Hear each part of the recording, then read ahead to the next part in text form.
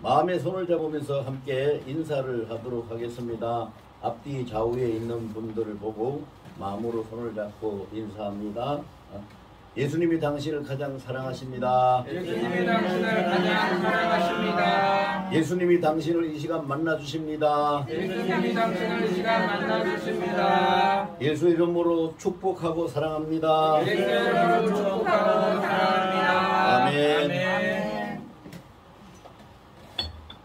자, 오늘 그 말씀의 제목을 우리가 다 같이 한번 큰 소리로 읽고 말씀을 나눴으면 좋겠습니다. 다 같이 시작. 불의 응답을 받으라. 자, 다시 한번 크게 합니다. 시작. 불의 응답을 받으라. 아멘. 불의 응답을 받으라. 이건 뭐 다른 말로도 표현할 수 있습니다. 불의 응답을 받으라는 얘기는 구약성경에서, 특히 출애굽기나 구약성경에서 보면은 하나님이 불로 임하시고 내성으로 임하시고 연기로 임하시고 이렇게 임하시고, 또 신약성경에서 보면은 성령을 가리켜서 불이라고 이렇게 그 표현하고 있는 것이 많이 있습니다. 그러므로 불의 응답을 받으라는 얘기는 쉽게 얘기해서 하나님을 만나는 응답을 받고 성령을 만나고 성령을 체험한 응답을 받으라는 얘기입니다. 우리가 기도하는데 내 기도를 하나님이 들으셨는지 안 들으셨는지도 감각도 없고 모른다면 얼마나 답답하겠어요. 지금 이 시간 우리가 예배하는데 이 예배를 하나님이 보시고 받으시는지 아니면 그냥 우리가 그냥 하는 거라고 하는 건지, 그렇게 되면은 참 곤란하지 않겠어요? 하나님은 불로 응답하실 때가 정해져 있어요. 불로 응답하실 때가 성경에 보면 정해져 있는데, 하나님 앞에 우리가 불로 응답 받으려면 어떻게 해야 되느냐? 하나님이 불로 응답하시는 그 일을 우리가 행할 때에 하나님이 불로 응답하십니다. 그래서 우리가 많은 것은 다 이 시간 우리가 알 수는 없지만 간단하게 대표적인 사건을 제가 세 군데만 이야기를 할게요. 하나님이 불로 응답하시는 걸 보면은요, 첫째는 출애굽기 3장에서요. 하나님이 출애굽기 3장 2절에서 보면은 양떼를 몰고 양을 치러 가는 모세 앞에 호렙산에 임하셔가지고 떨기나무에서 모세를 부르십니다. 모세가 그 떨기나무에 불이 붙은 걸 보고 불이 활활 타서 저게 뭔가 싶어서 가봤는데 불은 타는데 나무는 타지 않고 불꽃만 타고 있어요. 그래서 하나님이 모세를 부르시죠. 모세야, 모세야, 네가 있는 그곳은 거룩한 것이 네 신발을 벗어라. 자, 이게 하나님이 첫 번째 사람에게 임하신 불이 하나님이 사람을 부르시는 소명의 불로 임하셨다. 성경에 보면 소명의 불로 하나님이 임하셨다 하는 것을 우리가 알 수가 있어요. 그리고 두 번째로는 이제 오늘 본문에 나오는 엘리야의 그 하나님께 대한 번제, 그 제사의 제단에, 엘리야의 제단에 하나님이 그 제사를 받으시는 응답으로, 응답의 불로 임하셨다 하는 것을 우리가 알 수 있지요. 그리고 이제 세 번째로는 요한계시록 20장 9절에 보면은요, 하나님이 하늘에서부터 불을 내리셔서 교회를 핍박하고 하나님의 일을 방해하는 그 사탄의 종자인 짐승을 완전히 쳐 죽이고 멸하는 장면이 나옵니다. 이것은 바로 심판의 불이죠. 그 하나님이 불을 내리실 때에 소명의 불로 내리시고 응답의 불로 내리시고 심판의 불로 내리신다. 그럼 우리가 살아가면서 이 세 가지의 불은 다 받아야 되는 불입니다. 다 받아야 되는 불이에요. 소명의 불도 받아야 됩니다. 응답의 불도 받아야 됩니다.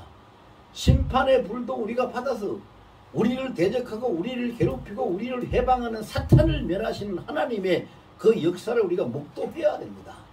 그런 것이 우리 믿음이 세상을 이기고 세상이 감당치 못하는 믿음의 사람들이 살아가는 모습들이라 이렇게 볼 수가 있겠죠.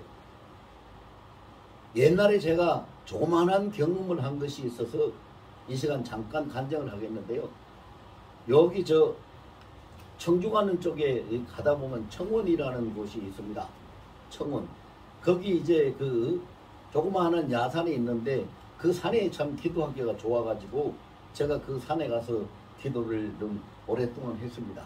그래서 그 산에서 기도할 때에 어떤 그 할머니가 저는 그때는 뭐 그 지금보다 한 20년 더 훨씬 더 전이니까 젊었을 때이죠.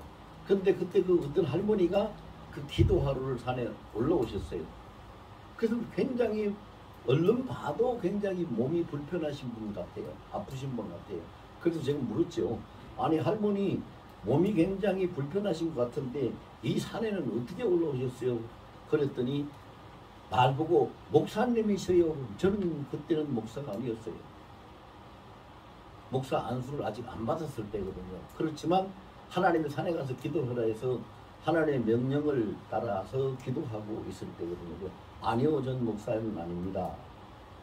그래서 말씀을 해보세요. 그랬더니 그 할머니가요, 이 오른쪽 팔을 들 수도 없을 만큼 어깨가 아프고 팔도 아프고 목도 아프고 이 상반신이 너무 아파서 어떻게 할 수가 없는데 병원에 가도 치료도 안 되고 약을 먹어도 낫지도 안 하고 그래가지고 이거 어떤 사람한테 들으니까 기도원에 가서 기도하면은 원장한테 기도를 받고 기도하면은 낫는다 그래서 기도 받으러 왔지요. 그래서 그러면 기도를 받았나요? 받았죠. 원장한테 기도를 받았죠. 그럼 낫나요? 그러니까 아니요, 안 낫어요.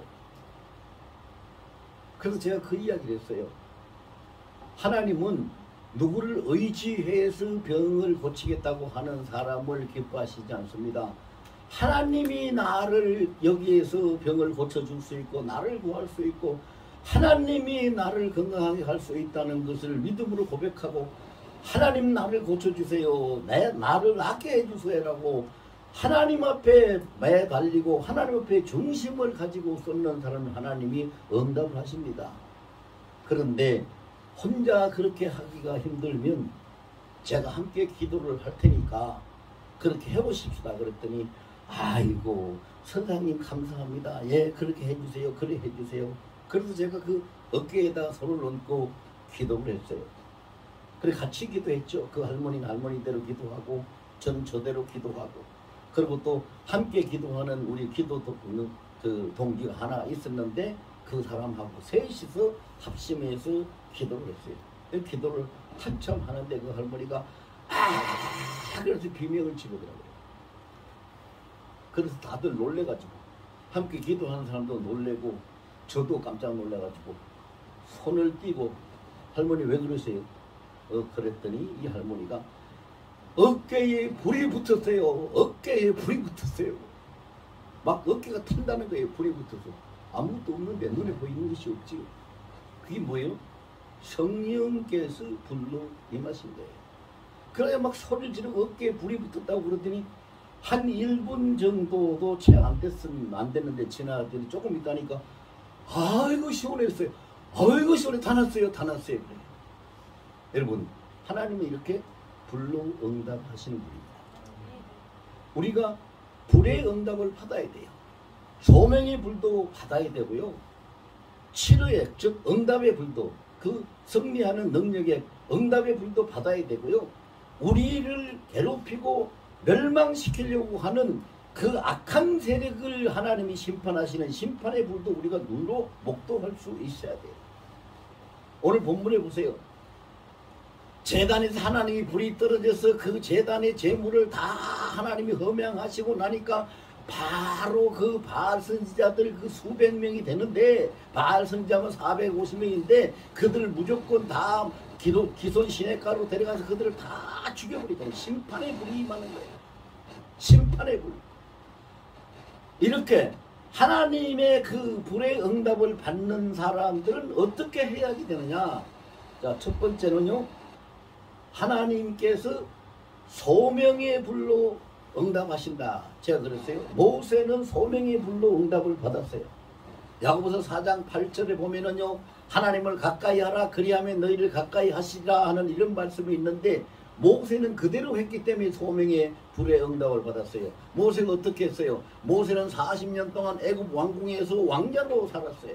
그리고 아무것도 부족할 것이 없고 세상 문물에 능통하니까 그런 굉장한 실력자였어요. 자, 누구 말대로 세상 말로 빼기 좋잖아요. 배경이 좋지요. 왕궁에 왕자로 있으니까 배경 좋지요. 문물에 능통하죠. 실력 있죠. 가진 것 부족함이 없죠. 아무것도 부러울 것이 없는 자예요. 그런데 그는 그 자리에 있으면 애굽의 왕이 될 수도 있는데 그것을 모든 것을 다 뿌리치고 버리고 하나님을 찾아서 광야로 나왔어요. 하나님을 가까이 했다 이 말입니다. 하나님을 찾아서 광야로 나와서 광야에서 애굽 사람들이 이스라엘 사람들을 괴롭히는 걸 보고 그걸 가서 말리려고 하다가 실수해가지고 사람이 죽게 되죠. 그래서 그는 살인 누명을 쓰게 되고 결국은 살인자가 되어서 미디안 광야로 도망을 치게 돼요. 그런데 보세요. 하나님은 결코 버려두지 아니하시는 분이라는 걸 우리가 알잖아요.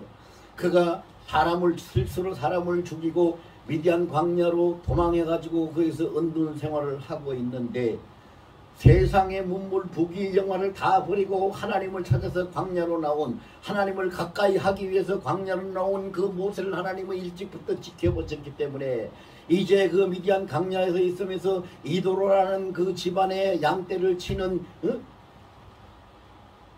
목자로서 양치기로서 벌어먹고 살고 있는 그런 처지잖아요. 그런데 하나님이 호렙산에서 불로 그를 응답하시는 거예요. 떨기나무로 임재해 가시고 크게 불이 붙어서 모세가 보게 하시고 모세를 불러서 모세야 모세야 네가 있는 곳에는 거룩한 것이니 신발을 벗으라고 모세하고 대화를 하시면서 모세를 만나 주시는 거예요. 자, 우리가 어떻게 하면은 하나님의 소명의 불을 받을 수 있을까? 여러분, 목사도 소명의 불을 받아야 되고 장로도 전도사도 권사도 집사도 또 성도도 다 소명의 불을 받아야 돼요. 목사만 소명의 불을 받는 것이 아닙니다. 모든 성도는 다 소명의 불에, 소명이라는 건 뭐예요? 이 죄악 세상에 멸망하는 세상에서 하나님의 부르심을 받고 하나님 앞으로 나와서 거듭나고 새 사람이 되어서 천국으로 들어가는 것이 그 성령의 부르심을 받는 것이 소명이에요. 소명이란 말은 신학적인 용어라서 여러분들 좀 생소할지는 모르겠는데요. 소명받지 못한 사람은 회개하지도 못하고 소명받지 못한 사람은 거듭나지도 못하고 소명받지 못한 사람은 믿음이 생기지도 않고 소명받지 못한 사람은 구원을 얻지 못합니다. 그래서 우리가 예수를 믿고 거듭나고 회개하고 구원을 얻었다는 것은 이미 우리가 소명을 받았다는 얘기입니다. 소명을 받았다는 얘기인데 사람에 따라서 소명을 받는 것을 아는 사람도 있어요. 아, 가슴이 뜨거워졌어요. 머리가 뜨거워졌어요. 온몸이 화끈했어요. 불이 붙는 것 같았어요. 이러한 체험을 한 사람도 있지만 아무런 그런 체험이 없는 사람들도 있습니다. 그런데 분명히 하나님께서 소명의 불로 응답하실 때가 있습니다. 소명의 불로 응답하실 때는 누구냐? 하나님을 위해서 하나님을 세상보다 더 가까이 세상의 그 무엇보다도 더 중요하게 하나님 앞으로 다가가고 하나님 앞으로 가까이 나가는 자를 하나님은 소명의 불로 응답하십니다. 여러분, 하나님의 때는 언제일지는 우리는 알지 못합니다. 언제일지 알지 못합니다. 그러나 반드시 하나님은 하나님을 가까이 하는 자에게 소명의 불로 응답하십니다. 여러분도 지금 내가 이 나이 돼가지고 지금 무슨 소명의 불을 소명받아서 내가 무슨 일을 하겠어? 아닙니다. 여러분 다 아시잖아요. 모세가 하나님 앞에 소명의 불을 받을 때가 나이가 몇 살이었어요? 80세였어요. 80세.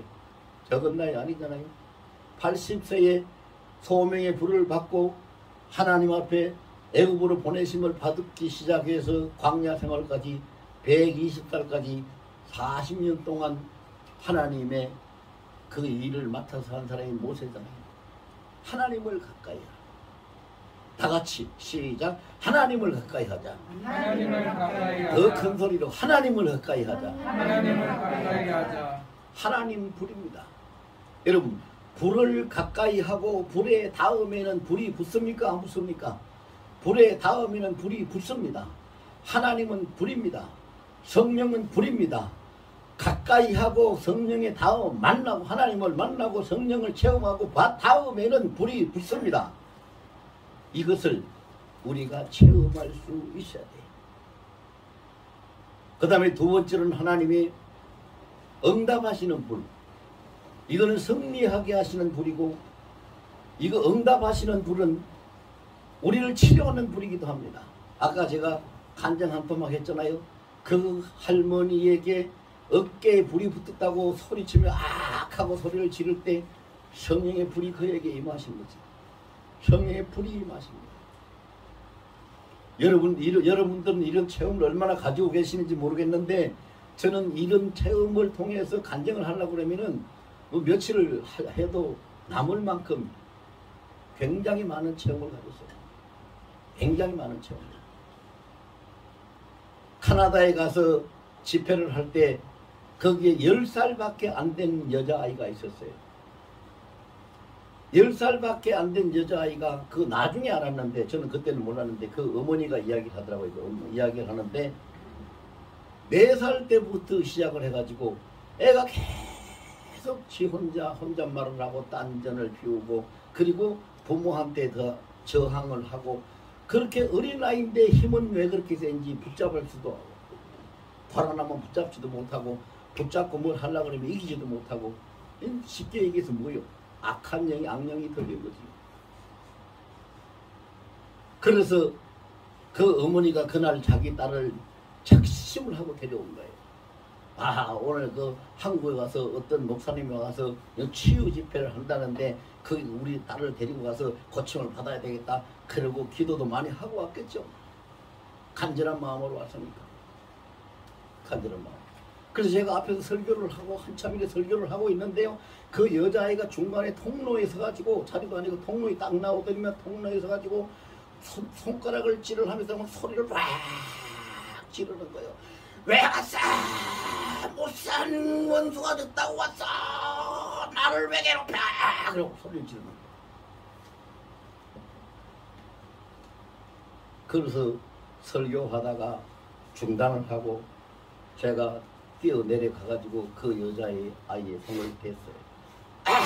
하고 비명을 지르며 뒤로 탁 넘치더라고요. 그래 막 뒹굴어요. 넘어져가 있었다. 왜 뒹굴었는가? 나중에 이제 알았어요. 왜 뒹굴었는가?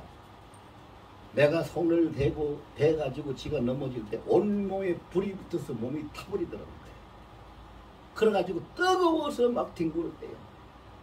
그럼 나중에 일어나고 나서는 멀쩡하게 됐으니까 그 악한 것이 떠나가 버렸어요. 귀신이 나가버렸으니까 멀쩡하게 돼버린 거 아니에요. 그래서 그 이야기를 쭉 하는 거예요. 여러분, 성경에 있는 지나간 옛날 이야기가 아닙니다. 같이 해봅시다. 하나님은 지금 살아계십니다. 하나님은 지금 우리 가운데 계십니다. 지금 우리 가운데 계십니다. 불로 응답하십니다. 불로 응답하십니다. 아멘. 아멘. 이렇게 믿고 하나님께 가까이 나가는 거예요. 그래서 10살밖에 안 된 여자아이, 그 여자아이가 얼마나 불쌍합니까? 그렇게 놔두면 그거 나중에 커서 어떻게 하겠어요?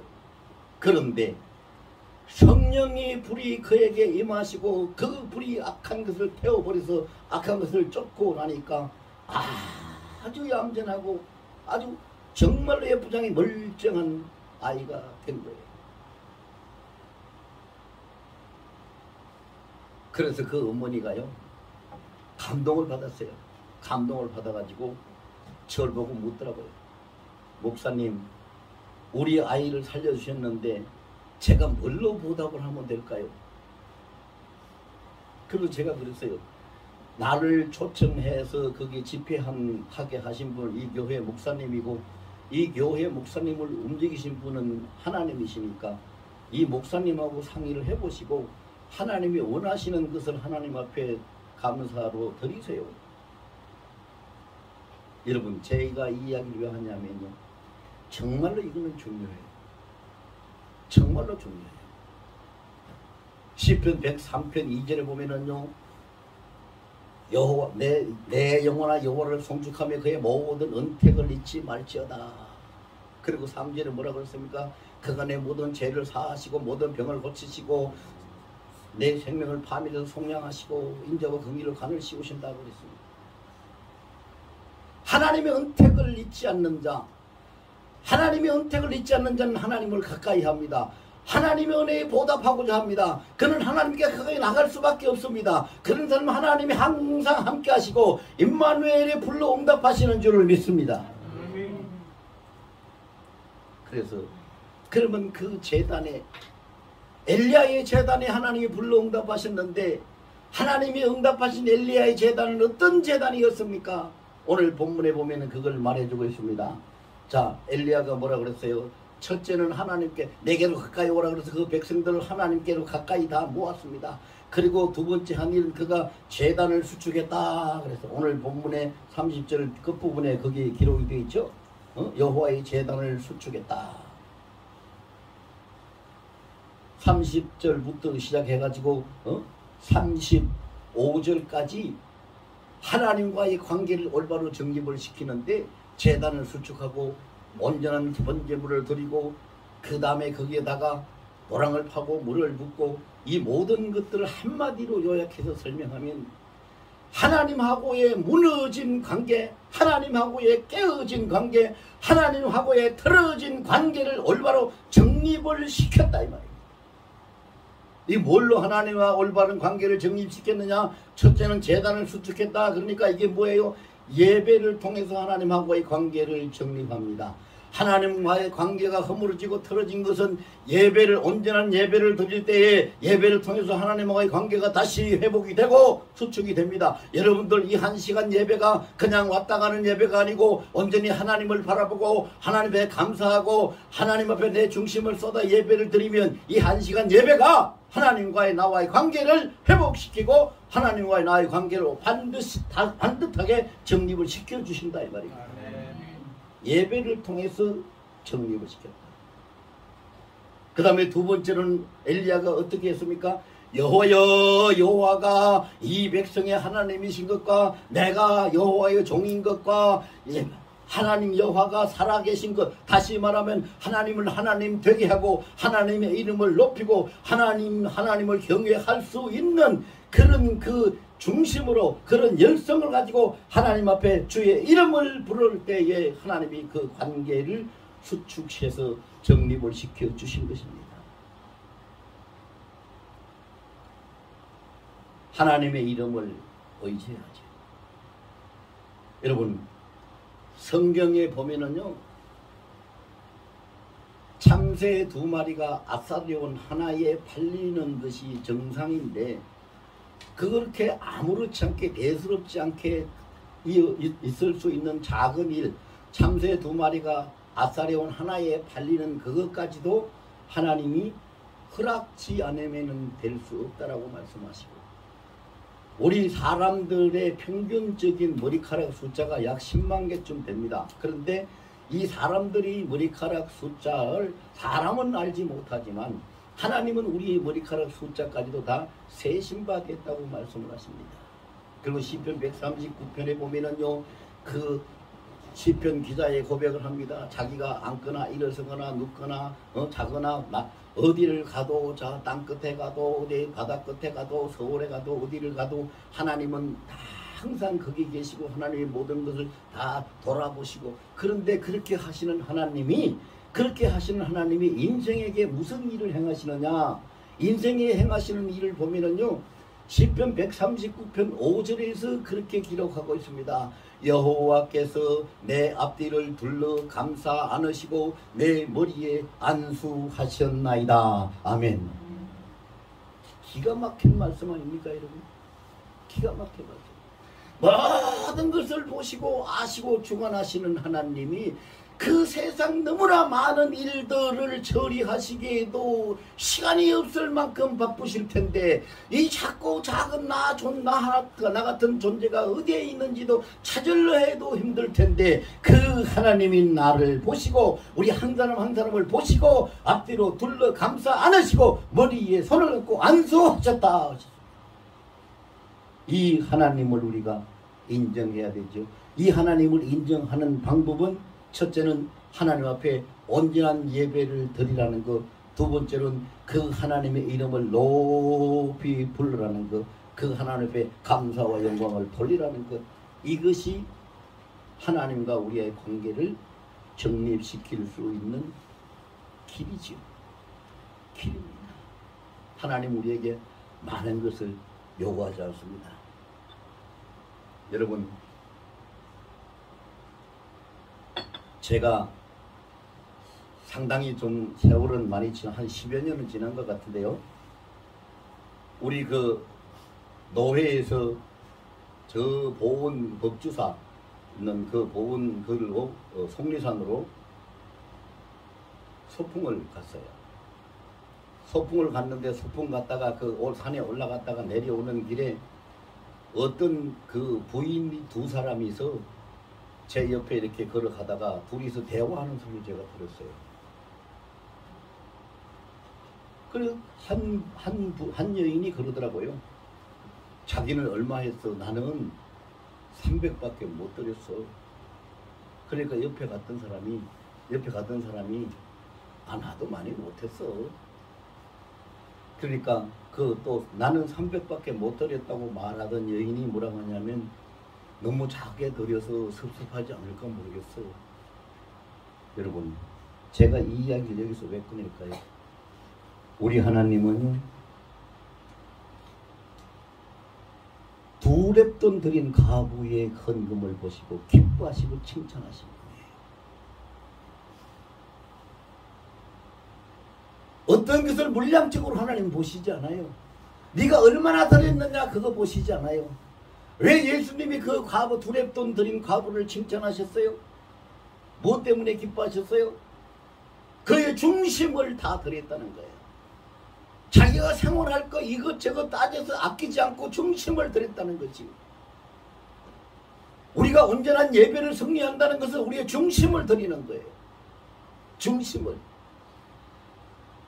시편 24편 1절에 보면 땅과 거기 충만한 것과 세계와 그 주에 거하는 자가 다 여호와라 것이 여호와의 것이라고 했으니까 이 모든 세상의 모든 것은 하나님이 다 창조하신 것이고 하나님이 다 소유하신 것이고 하나님이 다 주관하신 하나님이 주인이 되시는 분이에요. 다 가지신 분한테 우리가 뭘 얼마나 드려서 하나님 앞에 마음을 기쁘시게 하고 하나님 앞에 합격하고 하나님 앞에 인정받으려고 합니까?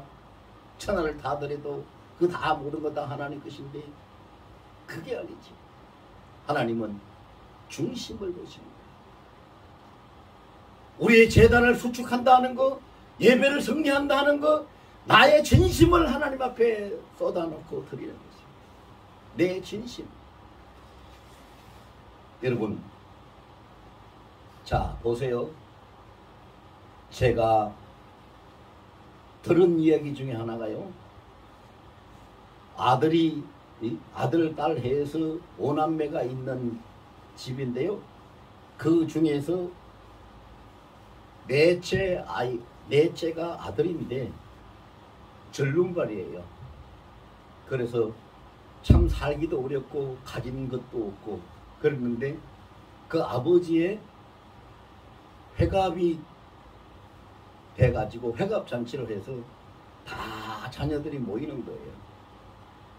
그런데 이 절름발이 아들이 아무리 생각을 해봐도 자기는 아버지한테 가서 선물을 줄 것도 없고 쩔룩쩔룩하면서 가봐야 아버지한테 그거 마음만 아플 것 같고 그런데 그래서 그냥 가지 말아야 되겠다 이런 생각을 하고 있었어요. 그런데 그 자기 부인이 말을 했어요. 여보, 아버님 회갑인데 우리 일찍 준비해서 갑시다. 그러니까 이 아들이 뭐라 그래요? 아이고, 내가 가봐야 아버지한테 아무것도 해드릴 수 있는 것도 없고 좋은 모습도 아니고 아이고, 나는 안 가려고 해. 안 갈 거야. 그러니까 그 부인이 그랬어요. 여보, 당신이 아버지 앞에 아무것도 해드릴 수 없다는 것과 그 좋지 못한 모습이라도 아버지 앞에 보이는 것과 아예 안 가서 당신이 아버지 앞에 모습을 안 나타내는 것과 둘 중에 어느 것을 아버지가 더 상심을 하시고 걱정하실까요? 그 말을 듣고 보니까 자기가 아무리 못난 모습이라도 모습을 보이고 잘 살고 있다는 것을 확인시켜 줘야지. 안 보이면은 이것이 어떻게 됐나, 더 많이 아프나 죽었나 무슨 일이 있나 걱정을 더 하실 것 같은 생각이 들어서 갔다 이 말입니다. 그래 가서 그 아들이 아버지한테 한 이야기가 있어요.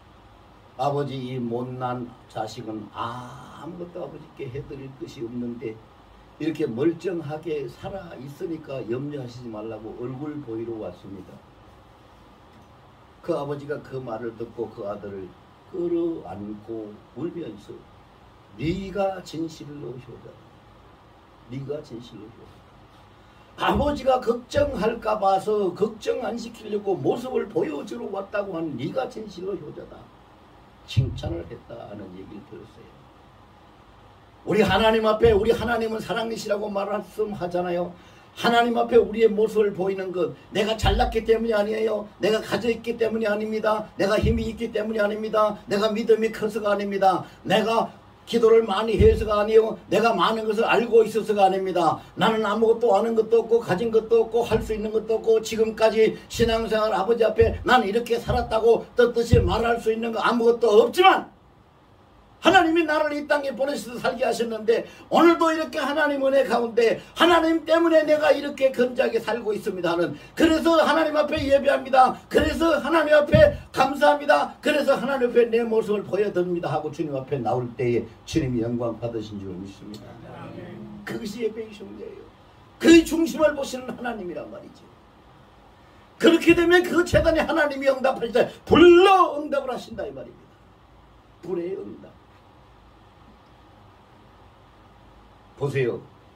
바알 선지자들이 아침부터 그냥 오후 저도 새참 때 될 때까지 해가 다 제가 그 시간이 될 때까지 저녁 소재 드릴 때면은요 거의 우리 현재 시간으로 말하면 오후 한 4시 5시쯤 된 거거든요. 그때까지 발이야 하고 빌다가 안 돼가지고 그냥 몸을 칼로 긁어서 피를 내다가 막 별짓을 다 해도 응답하지 않았거든요. 왜? 여러분 왜 그런지 아세요? 우상이기 때문에 헛된 것이기 때문에 응답하지 않았다. 물론 맞아요. 그게 정답이죠. 그런데 또 하나가 더 있죠. 뭐예요? 여러분 그 우상을 섬기고 그렇게 하는 사람들 왜 섬깁니까? 왜 섬겨요? 다 섬기는 목적이 뭐예요? 자기가 복을 받으려고, 자기가 잘 되려고, 집안이 잘 되라고, 자손들이 잘 되라고, 돈도 잘 벌리라고, 아프지 말라고, 자신이 필요한 것, 자신이 원하는 것을 그것을 해달라고 섬기는 것이, 그것이 섬기는 목적이죠. 우리가 하나님 앞에 기도하고 하나님 앞에 예배하는 것도 이방신을 섬기는 그들과 같이 해서는 안 돼요. 그래서 마태복음 6장에 보면 예수님이 분명히 우리에게 말씀하실 때에 너희는 하나님 앞에 기도할 때에 이방인들처럼 중언부언하지 말라. 중언부언이 뭔지 아세요? 헛소리 하는 게 중언부언이 아니에요. 하나님한테 해야 될 필요가 없는 말을 하는 게 중언부언이에요. 여러분 보세요. 만약에 여러분 자 생각을 해보세요. 내가 정말로 눈에 넣어도 안 아프다고 아끼고 사랑하는 자식이 있는데 그 자식이 내 앞에 와가지고 아버지 좋으신 아버지 나를 사랑해 주세요. 나를 잘 대해 주세요. 내게 은혜를 베풀어 주세요. 나에게 항상 좋은 일. 그 아버지가 마음이 좋겠어요? 야 이놈아 내가 너를 얼만큼 사랑하는데 너를 사랑해달라고 너한테 잘 대해달라고 이게 그렇게 하는 거하고 똑같아요. 하나님은 독생자를 주실 만큼 우리를 사랑하시는 분이고 당신이 십자가를 지고 당신의 생명을 십자가에 내놓으시면서 우리를 사랑하시고 우리를 구원하신 분인데 잘되게 해달라고 사랑해달라고 은혜를 베풀어 달라고 건강하게 해달라고 무엇이 부족한데 그걸 또 구하느냐 이 말이요. 그걸 위해서 주님은 다 십자가에 당신의 몸을 내어주시고 생명까지 주신 분인데 그걸 또 구하느냐 이 말이요. 그것이 아니라 주님 때문에 삽니다. 주님밖에 없습니다. 주님만이 나의 소망이고 주님만이 나의 힘이고 주님만이 나의 생명이고 주님만이 나의 반석입니다. 주님만이 나의 능력입니다. 주님만이 나의 구원자입니다. 이렇게 주님을 필요로 하고 주님 아니면 내가 살 수 없다고 고백할 때에 주님께서 그에게 응답하시는 거죠. 이것이 이것이 예배의 승리입니다.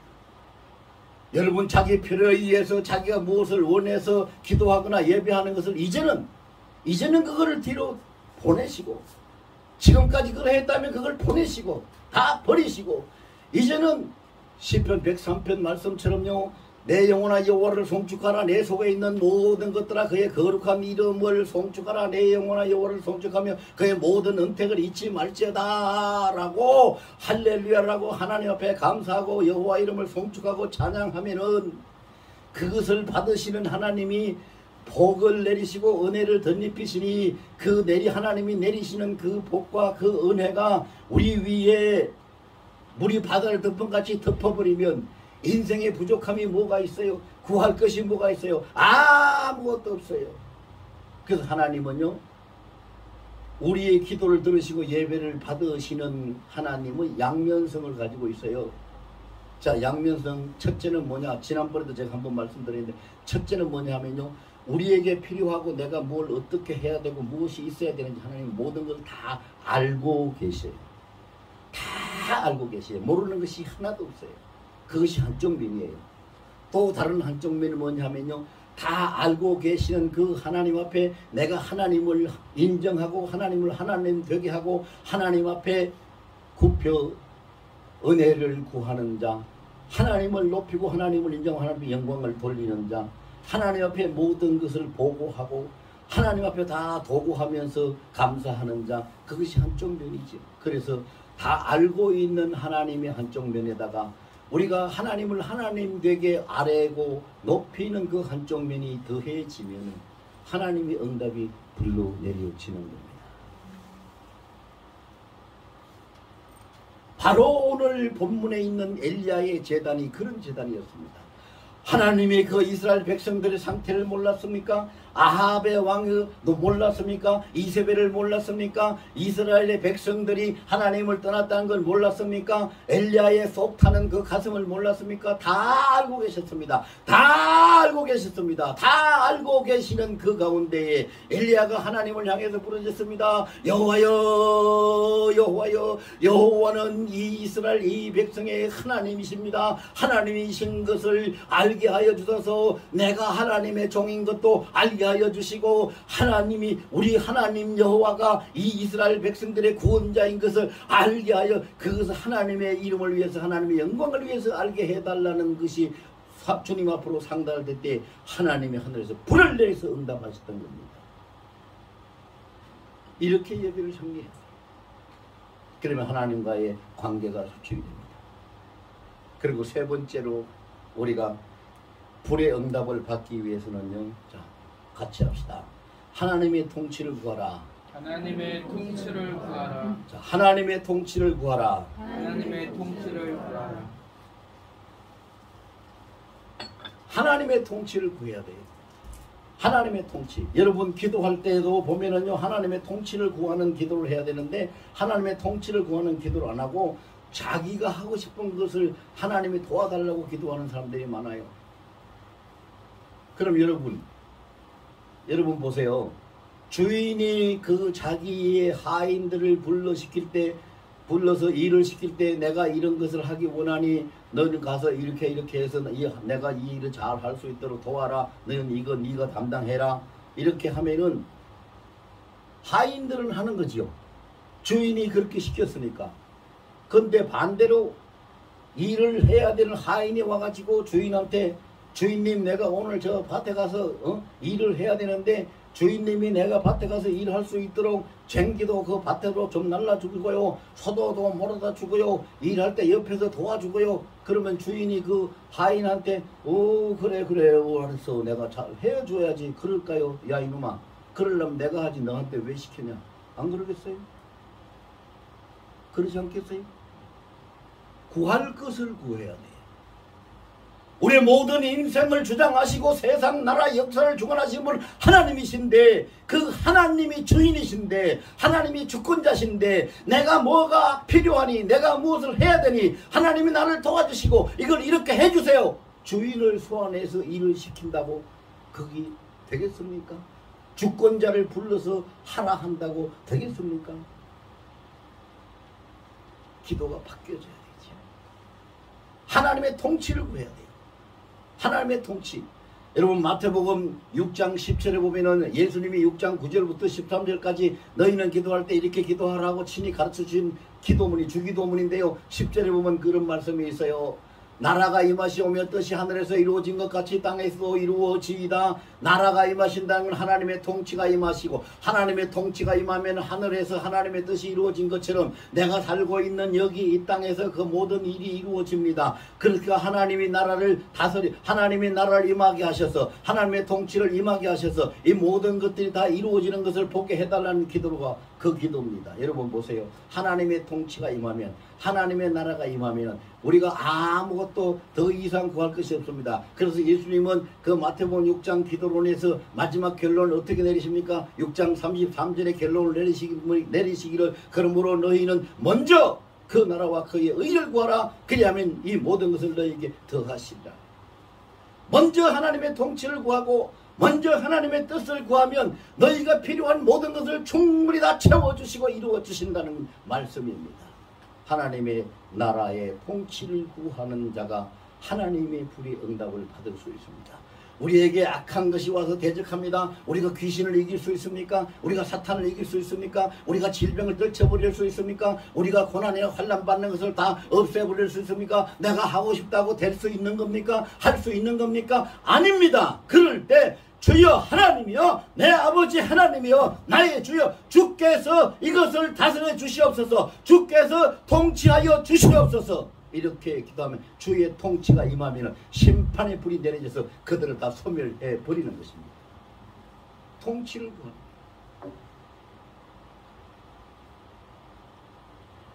여러분 3월 9일 날이 대통령 선거하는 날인데 저는요 그런 기도합니다.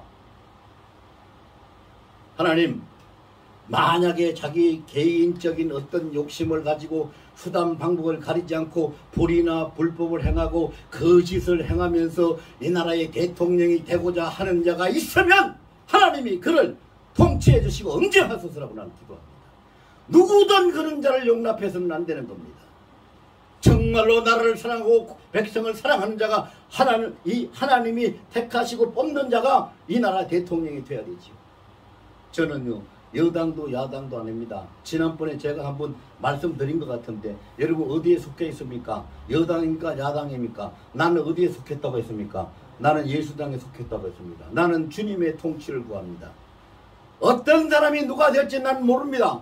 어떤 사람, 내가 그 사람하고 친하지도 않고 같이 살아보지도 않았는데 그 사람 내목을 내가 어떻게 할 거예요? 누가 좋은 사람인지 누가 나쁜 사람인지 내가 어떻게 할 거예요? 세간에 떠도는 소문이 다 진실이 아니잖아요. 맞는 것도 있지만 틀리는 것도 많잖아요. 그러면 우리가 어떻게 해야 됩니까? 하나님이 다스리시기를 기도해야 됩니다. 하나님이 통치를 해야 되는 겁니다. 그래서 그렇게 기도합니다. 불법이나 불의와 거짓을 행해서 자기의 목적을 이루려고 하는 자를 하나님이 처단해달라고, 하나님이 다스려달라고, 하나님이 그를 통치해달라고 그렇게 기도합니다. 어떻게 보면 굉장히 무서운 기도고 본인 그 해당되는 사람한테는 저주의 기도 될 수 있을 겁니다. 그러나 전 저주하고 싶은 마음으로 하는 게 아닙니다.